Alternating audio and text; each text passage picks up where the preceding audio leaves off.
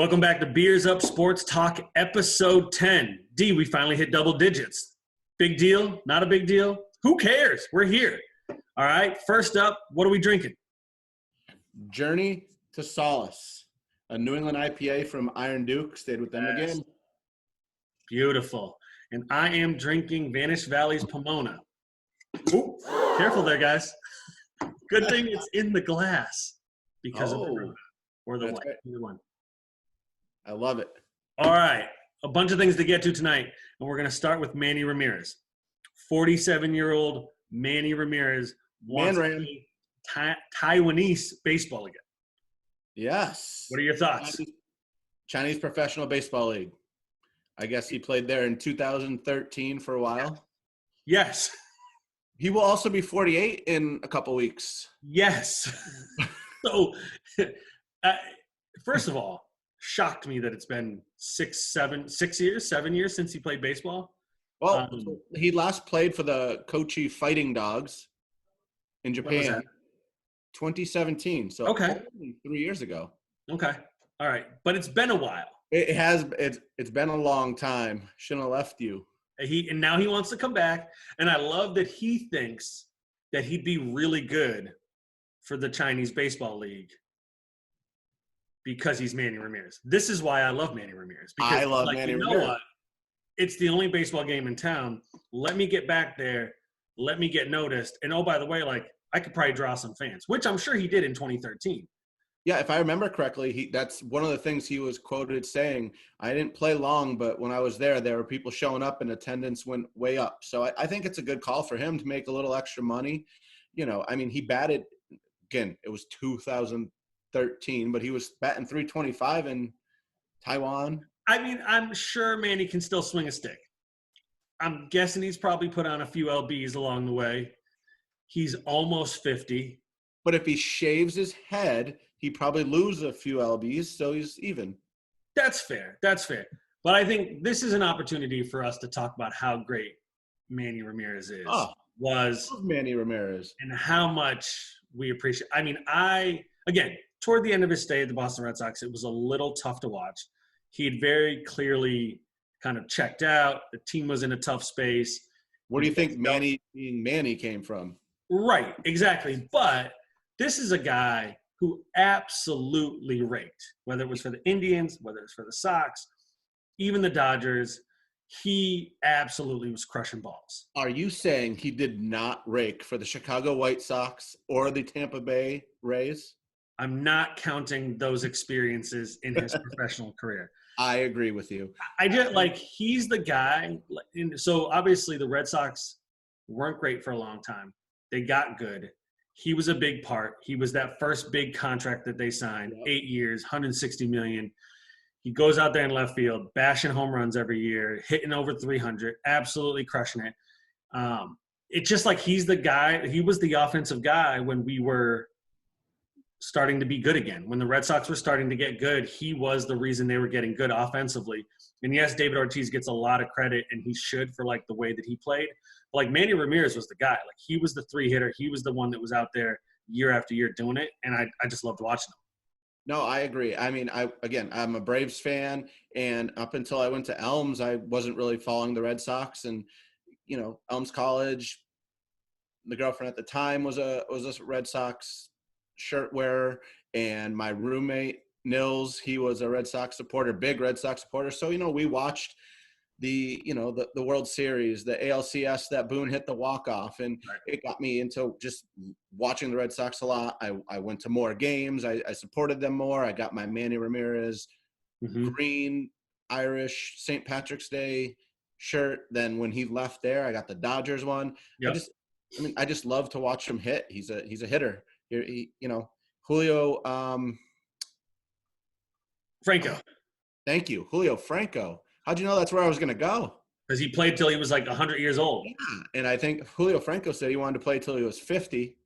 And I think he got up to 48, maybe close. 49. He got pretty close, and maybe if he wasn't holding his bat like this, he might have been able to get around on a few more balls and might have made it to 50. But it's possible. Maybe Manny makes a year, this summer gets to play in Taiwan. Everyone's watching because there's nothing else to watch. And maybe he gets a little call to be a designated hitter for a season or something. You never know.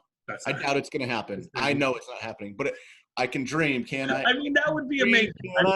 And I think I would watch just for the clubhouse, because I think that's one of the other reasons that I loved Manny Ramirez is the whole Manny being Manny. And yes, toward the end of his time in Boston, Manny being Manny became kind of like a negative thing. But this is the guy that played carefree.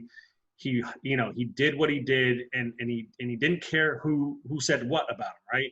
I mean, one of my favorite stories about him is, the story of him driving around the Dominican Republic with uncashed checks in his glove box, probably millions of dollars just sitting there because, like, who cares? Like, the guy's on a $160 million contract, making $20 million a year. Like, he probably just, that's $4 or $5 million. He's like, whatever, it's cool. I got enough money. I don't care. Like, that guy's incredible. So, like, that's the guy that I remember is, like, the free spirit, playing hard, hitting the ball all over the park. And you know what? If he shows back up to this Taiwanese league and, can hit a little bit and bring fans out and we can watch it over here, yeah, I'll tune in. I'm there. I'm for it. Yeah, absolutely. And if those Taiwanese shirts are for sale, I'm buying one. Be rocking that man ram. Right. Once again. All right. Next up on the agenda is we're going to stay within the Major League Baseball system. Major League Baseball has told teams that they can begin to, is it give back tickets? They or can give back money? Yeah, they can refund money back. I think it's in response to that lawsuit we talked about a couple episodes ago. The lawsuit is still pending, but I think Major League Baseball is like, hey, if we get in front of this quick enough, maybe we can just not have to worry about going to litigation. Well, right, and that's basically what we talked about. We assumed that at some point Major League Baseball was going to step in when they got the sense that the season wasn't going to move as expected. Step in and say, all right, teams, go ahead and issue these refunds, settle with these people, figure out what it's going to take. And yeah, I imagine everybody's just going to get their money back. So a lot of people are getting like credits towards games later in the season with like a 10% interest on it. So like, I don't understand exactly what it means, but it sounds like if you have $100 worth of tickets, you get an extra $5 for 5%. So you maybe, that pays for the taxes. Well, that makes total sense, right? Because what they don't want to do is they don't want to give money back, because no business wants to be losing money right now, right? On purpose, right? And if you give money back to these folks that bought tickets, that's money out of your pocket that they're probably not going to turn around and re-spend on tickets in a couple of months. Yep. So yeah, I mean, that actually sounds like a pretty good deal if you really want to go to a game later on in the season, and if you can afford not to have that money come back into your pocket. Then getting, 10, 20, 30 extra bucks in your pocket when you go to the game, maybe buy an extra ticket for someone else. That's what I'm thinking. Or maybe even start offering like hot dog and a soda or hot dog and popcorn for every ticket that you keep, or, that you. Yeah. I mean, they're going to try and find a way to keep the money in their pocket, because the reality is these baseball teams have probably already spent the money and they don't want to have to go digging into their pockets to pay people back to give them their tickets back. I think what I'm kind of looking forward to is next year. I think you're going to see a lot of crazy promotions for families to get them back into the stadium. I don't know. I think that's going to happen. I agree. Now, don't get me wrong. I don't think Fenway is going to do that. I think that place is going to be packed.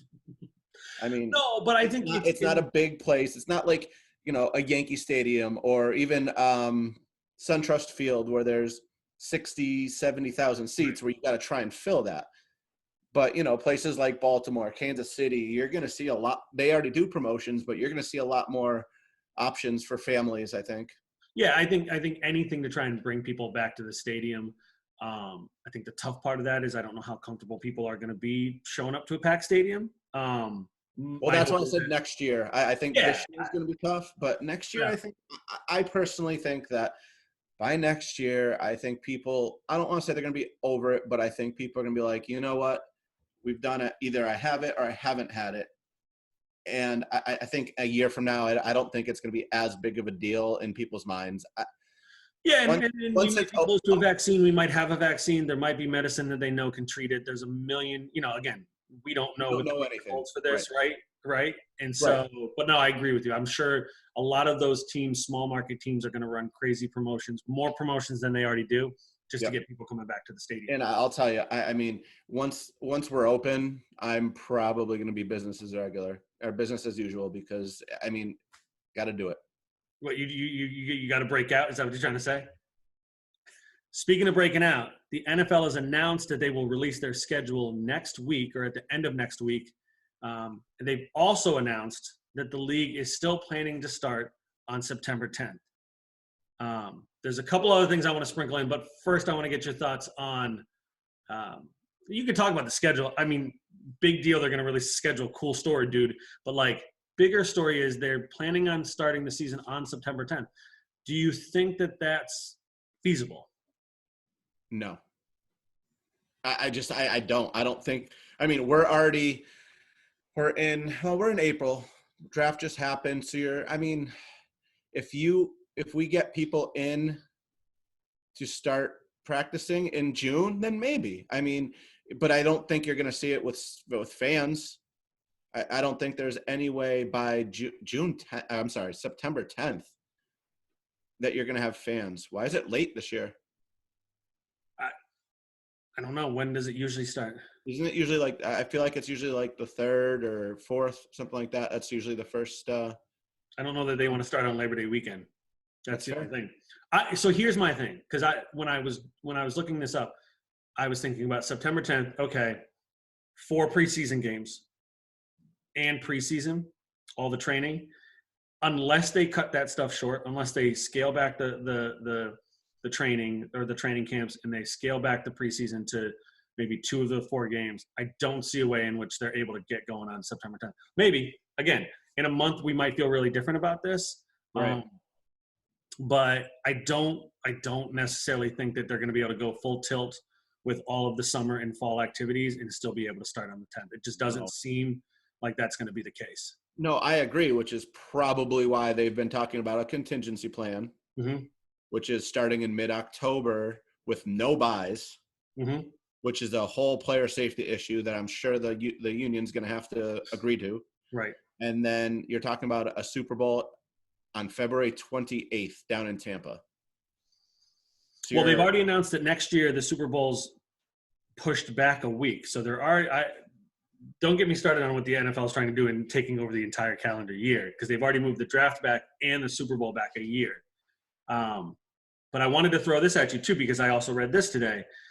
If there is no college football season, the NFL is talking about doing a premier Saturday game in addition to their Sunday games, to just complete. I know that gets you all sorts of excited. Oh, I'm sorry. Yeah, I mean, you might need to take that off if you're not. I mean, that is, they would take a standalone game. So obviously it would have to be a good game with 2 good teams and put that on Saturday. Like Saturday night. How excited does that make you? That would make myself and many, many Americans really excited to be able to watch Thursday, Saturday, Sunday, Monday. So let me ask you a question, because that was the next thing I wanted to bring up. If we have this shortened training camp, if we have a shortened preseason, is it right to have Thursday games? Well, they just re-signed it. They're going to do it because the NFL does whatever they want, right? They're going to play those games, but it just seems like a something that they could say, hey, listen, let's just do those. I was just thinking, like, let's just do those games on Saturday instead of Thursday. And maybe that's something they're going to think about, but like. Yeah. I mean, I can understand what you're saying, but I don't think it would affect. I mean, it's not going to be different if they play on a Sunday or Thursday. I mean, as far as coronavirus goes, I don't know if that's what you mean. I'm just more thinking about, like, these guys are used to having a couple of months to prepare, 3 or 4 months to get ready for the season, and it might be 2. Yeah. Right. And so as much as I think these guys are working hard right now and working out and getting themselves in game shape, like, if you've got to play Sunday week 1 and then you've got to turn around and play Thursday week 2, that's going to come quick. And I know it comes quick for everybody, and again, like, I'm just throwing that out there. I have no idea what they're going to do, but I just thought it was something interesting because they're doing the Saturday thing. So maybe they tweak with the Thursday schedule. Yeah. I mean, I like football. You don't like football. Do you love football? I do love football, and I do like seeing it on Thursdays. But at the same time, it's probably not best for the athletes themselves. Like, Mhm. and they could put, we're not getting the best games. Never We're, do. we're not like, and I don't even mean teams. There's some good teams that play, but we just don't get good games No. because And people, not really early on in the season. They're usually pretty awful. They're either 6-3 or they're 40-38 with like 17 turnovers. right. And they play with, you play on Sunday and then you play 4 days later. So you get like a day off. You go back to practice, which you only do walkthroughs, and then you're back on the field on Thursday. Yeah. It just, your body doesn't get time to recoup. Yeah. And, if you're going to do that, it should be either you should probably get the bye week before your Thursday game. Then you have all that time. That's the way. If you're going to keep Thursdays, I think it should be every team is mandatory to play a Thursday night game, and that way your bye week is before that or something. I mean, let's be clear. The NFL is going to do whatever they want because they that's how they operate. It is. But even the players say that. Well, right, exactly. But exactly. can't I mean, yeah. It is what it is. I think the union is going to be very, very, strong in what they want, and they're going to fight a lot for, the players' rights. Not that they don't already, but I think in this weird time where we're not getting full training camps probably, or if we do, you're not going to get the full games to play. I think they're going to have to fight for the players' rights a lot more this year just to make sure they're safe. And I mean, we already see a ton of injuries in the beginning of the season. Right. So let's get them healthy and make sure. I'm more worried about them being healthy and being able to play in years to come than us getting to watch football this year. That's because you're a fan. The NFL cares about the product. They'll be on the field. They'll be doing what they want. Somebody who may not be on the field, though, well, he'll probably be on the field. He'll be on the field. Well, maybe on the sideline. Andy Dalton, released by the Bengals today. $17 million release. Zero money against the cap. So there's no dead money here. He's not going to count against the cap. Thoughts on them releasing him? Now, I've heard that the reason they released him is they don't have money to sign their rookies. Right. Which is really sad. I have some crazy. thoughts on that. But initial thoughts on Andy Dalton released and where you think he might end up? I mean, I think we all saw it coming. Before they drafted Burrow, the writing's been on the wall. He hasn't been a bad quarterback. I think he's been pretty good. But he hasn't been a stud. Like he's had some really good seasons. He's had some really good weapons, so he should have good seasons. He's brought them to a few playoffs, but hasn't won. Mm-hmm. And I think that's what's going to stick with him is he's never won a playoff game, even though he's had some pretty good seasons. I think there's three ways this could go. He's going to get re-signed at the end of all the. That's interesting. The free agency for a little bit a lot less money. Probably like a dollar. Yeah, I think he could get re-signed. I mean, they even talked about it, and he even said nothing's final. Mm-hmm. So I think he would be willing to come back and just kind of mentor Burrow and just be there. And I think he'd be a great backup with the Jaguars for Minshew. Yep. And then I think the Pats is a perfect spot for him. Yeah. That veteran behind Stidham doesn't need to start. And if Stidham starts struggling, you got someone who can throw it. I think yes, agreed. But I think the crazy part of this whole thing is you get Nick Foles gets traded to the Bears for a 4th round pick. And both the Panthers and Bengals said that they couldn't get anyone to trade for Dalton and then the Panthers said they couldn't get a trade partner for Cam.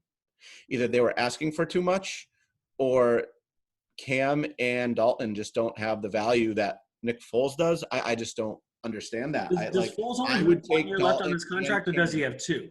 I'm sorry?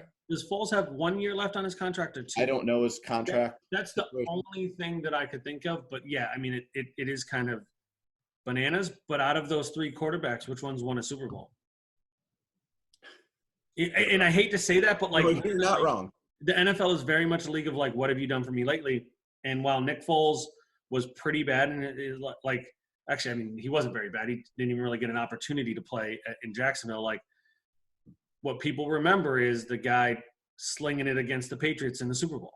Yep. Right? And so he had that, what, 4, 5, 6 game run when he won the Super Bowl. Yep. And then he had that crazy year where he went like 23 and 1 interception. So Right. yeah, people always see those. We'll see those first, but I don't know.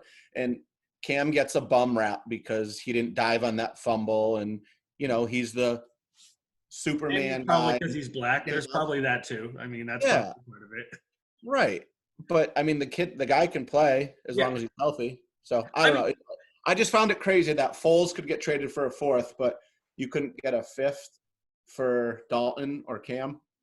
Well, I think here's the other thing, right? Chicago's in a unique situation where they have a quarterback on a rookie contract, right? And so the idea of taking on full salary doesn't seem that much. When you trade for somebody, you've got to take their salary, right? And where does Dalton fit in with $17 million, right? And so I'm gonna work backwards from what you said. The Patriots make sense on the level. I don't think that that's what ends up happening, though I'm usually wrong about these things, because I don't think that Bill Belichick this year wants somebody that can come in and steady the ship. If he wanted that, he would have gone out and got a rookie quarterback and said, like, listen, this is your year to learn. And again, I guess Stidham could be that. I don't think Stidham's that. I don't think Stidham is his long-term answer to quarterback. I just think that you bring Dalton into the Patriots, then the first time Stidham struggles, people are going to say, like, well, let's put Dalton in so that we can win games. And I don't know. Maybe Bill Belichick still plans to win 10 games. I don't know that he wants to, right? And again, I don't think they feel that way about Hoyer because Hoyer's been a backup pretty much his whole life. But Dalton's a guy that's won games. He's gone to the playoffs. He's been successful. I do think he's got kind of a bum rap for being in Cincinnati and for in my opinion, an ownership that hasn't really done a good job in surrounding him with a full team that actually can do really well. I mean, that guy did all right. I mean, he wasn't, he's not Aaron Rodgers, he's not Tom Brady, but he's a pretty good quarterback and he did pretty well. Jacksonville makes a lot of sense. You need a backup and you should want a veteran backup behind Minshew just in case he falters in his second year. Again, I don't know what Jacksonville's trying to do. Dalton's a pretty good backup, right? Like if he signs with your team, this is a guy that could step in and win you games, right? To me, it's like Mariota signing with the Raiders, right? Like that's a situation where like Dalton could show up to camp and like be lights out, and they could be like, well, shoot, forget Minshew. We got that guy on pennies to the dollar. Like we'll stash him for another year and let Dalton run the show, right? And then the thing with the Bengals or resigning him is pretty interesting. What I think is like the most surprising thing of all this, and you tell me if I'm like so off base, they don't have enough money to sign their rookies, right? But they're releasing Dalton. Would you prefer to have a quarterback like Dalton that Burrow could work with for a year, or be spending $17 million on A.J. Green when you're clearly not a playoff team? You're clearly in a bit of a rebuild. You're the number 1 overall pick in the NFL draft. I think it's surprising to me that they are spending $17 million guaranteed dollars on A.J. Green. Oh, no. They 100% should have let him walk. And again, I'm probably on some level, they probably think like a couple weeks into the season, if we're struggling, like maybe we can trade him for a 4th round pick or something.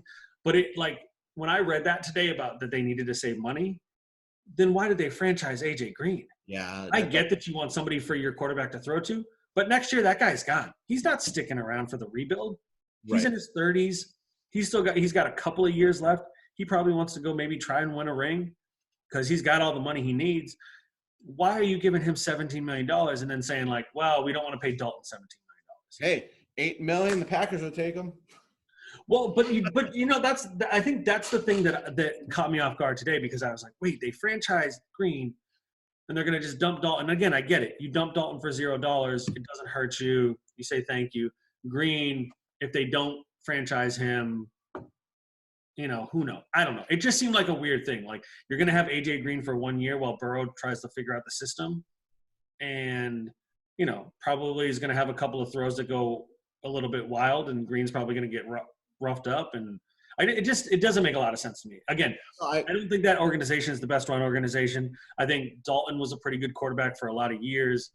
I think I think they kind of mismanaged this situation a little bit. I think I'd rather spend $17 million on someone that I can get rid of at any point. Again, none of that money is going to count against the cap. So, like, if in week 5 they feel like Burrow's got it, they can say, "Hey, Dalton, thanks a lot, but we're good." Where AJ Green, $17 million, they got to pay him regardless. They could have even traded Dalton for to a team that a quarterback gets hurt because that's going to happen. Right. And now he's going to go wherever he wants. And that's that. Well, not wherever he wants. Whoever needs him, who calls him where he wants. Quick take. Where's Cam Newton going, kid? I can't believe that we're sitting here on April 30th, 1 day away from May, and Cam Newton doesn't have a home. And I don't even know that it's close. I don't think it is. I mean, I think you were right in saying it a couple weeks ago. He's going to have to take a backup role, I think, and have to beat whoever is there out. And again, we talked about the Chargers being the most logical space, just because, they before the draft they had Tyrod Taylor, but now, I mean, that's not an option. Nope.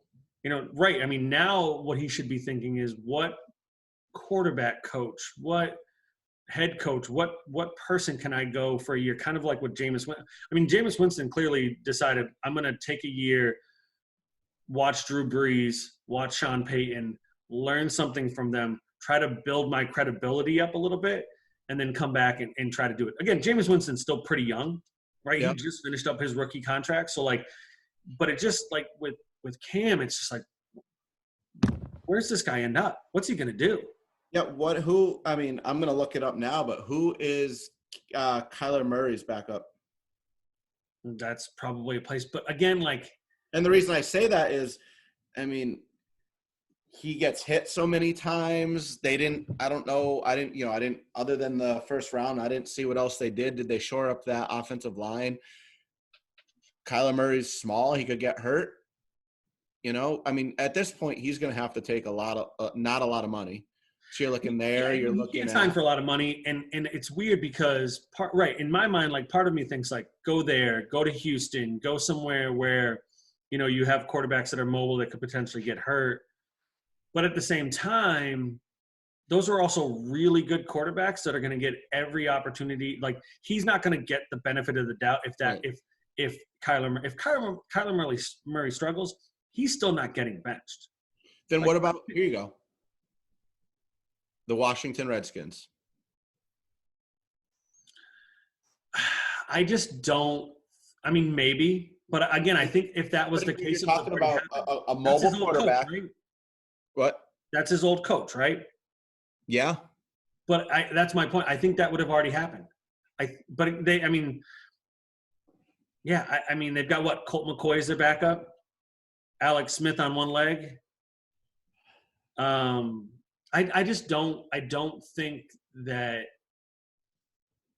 mean, there's not really a landing spot for him. There's really not, because I'm trying to. Dallas could be fun. I know. I mean, Prescott's on a franchise tag. Maybe he just dips after the year and they keep Cam on. There you go. That team's going to be really good, though. I don't even want to talk about it. Yeah, we'll probably have to have some sort of NFL rankings as the season gets closer. Yeah, yeah. All right. Let's switch gears one more time. Let's go to the NBA. Reports out this week. NBA trying to figure out what to do with the rest of the season and the playoffs. And a report came out of Golden State that Golden State basically decided, even if the season continues, we're not playing. We're just. Is that what they said? I didn't. I read something that they basically were like, yeah, we're not even going to play. And then I also read, and I mentioned this to you earlier, that the NBA is considering not having kind of the bottom group of teams play the remaining games and just have the playoff and potential playoff bound teams play out. Thoughts So, on Golden State kind of mailing it in? What are your thoughts? so I read it as they're in the off-season mode because they realize that it's just not going to happen because of coronavirus. That's how I read it. Okay, that's fair. Because Steve Kerr is that kind of guy. Like, he's always been someone who's supportive of people's rights and civil rights and all that stuff. And I just see him being someone who would be like, you know what? There's no reason why we should be playing. I don't see it happening. So we're just going to move on. But I can see, I didn't read too much into it, but now I'm thinking maybe it's just, we aren't doing well. So why should we bother at this point?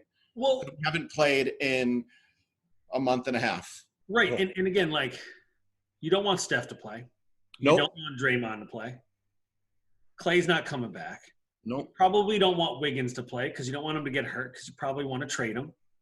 And you're sitting in the number 1 draft spot right now. Again, it's in the lottery. They could still not get the pick. But, like, if they're probably going to get a top 3 pick.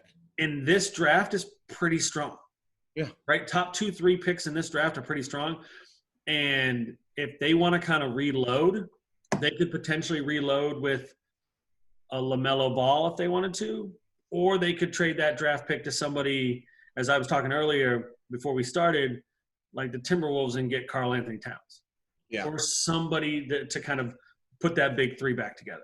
But is Karl Anthony Towns worth a number 1 pick? Yeah, I think in the West, with LeBron, with Anthony Davis, with that stacked Lakers team, you need some type of big player. And I think, again, even looking over to the East, Joel Embiid, and even with Milwaukee, I mean, they've got big guys on that team, even though they go pretty small. I think Karl Anthony Towns is worth it. I don't know that that's the move they make. Right. There's plenty of players out there. They could certainly go another athlete, another 2, 3, 4 in the lineup. But if that team lands a number 1 pick, good God. Like, I mean, they're basically given a blank check to reload, right? Oh, I agree. I mean, it's going to be tough to compete with a team with Anthony Davis and Dwight Howard when your biggest guy is Draymond Green right now. And the Rockets, they did the same thing. They traded up Capella, and they wanted to just go small ball. And you can't compete with the Lakers with that. I'm sorry. It's just – No, and I mean, I just think the Warriors probably – and I agree with everything you said about Steve Kerr. I think that's the way that team really feels. I think they're willing to kind of say, like, it's not worth it. Again, they're not 69-11 right now. If they were 69-11 and on the cusp of another world championship, they might feel a little different, right? They might be saying, hey, listen, when we get it back out there, we just want to do playoffs and go, right? But I think given the fact that Clay's rehabbing, Steph probably hasn't been 100%. They traded for Wiggins, and who knows what that means. Draymond's a year older, and they're sitting on the number 1 pick. Like, they probably are just like, let us get to the lottery. Let's get that number 1 pick, and let's start wheeling and dealing. It'll be interesting to see. I just want a decision. I know they can't make decisions like that quickly, but, like, let's get some sports. Like, No, I was hoping you were going to say that. Like, I would really like some sports. And the reality is, both the NHL and NBA, if they come back, when they come back, it's going to be like a quick warm-up, and then it's going to go right to playoffs. So it's going to be a lot of good stuff, right? Yeah. And it's probably going to drag right into the start of the NFL season. So you're just talking, and then you sprinkle in a little bit of MLB along the way. Like, you're just talking about like a summer of obnoxiously good sports. Like, just feed me every night. Yeah, I mean, NHL, the playoffs are so much more intense than the regular season. And, I'll watch games during the regular season, but once the playoffs hit, it's just a whole nother speed. Right. The first line, second line are playing a lot longer than they were in the regular season. Right. So you're getting a little bit more, high quality, high skill guys where, the third and fourth lines are usually like your beaters and, your thugs. Maybe not anymore. That's not the game, but No, but I think you're right. And also, like, I think we talked about this a couple episodes ago. There's going to be no, extra days off. You're not going to have the 2 days off in between games. So it's going to be 7 days a week, hopefully, fingers crossed, 7 days a week of like playoff sports, plus like the NFL just like on the tippy toes of, just right there waiting to jump in. So like it could be a lot of fun this summer if we can get sports back, if we're going to play. Now, again, it might be empty arenas. It might be just a few people in the stands. But you know what? If it's high-level sports, I'm here for it. I am too. Let's, as long as it's safe and makes sense, let's get it done. I agree, man. All right, episode 10 come to an end. We got one more episode. I think we got one more episode in us before we go live. Yeah, so we'll go – what's today? Today's Sunday? No, today is Thursday. Today's Thursday, so we will go Sunday. No, yes. And then we'll go live on Friday. Yes. Whew, a week from tomorrow. Yeah, your birthday. Our birthday. Your birthday. All right, man. All right, till next time. We'll see y'all. Peace.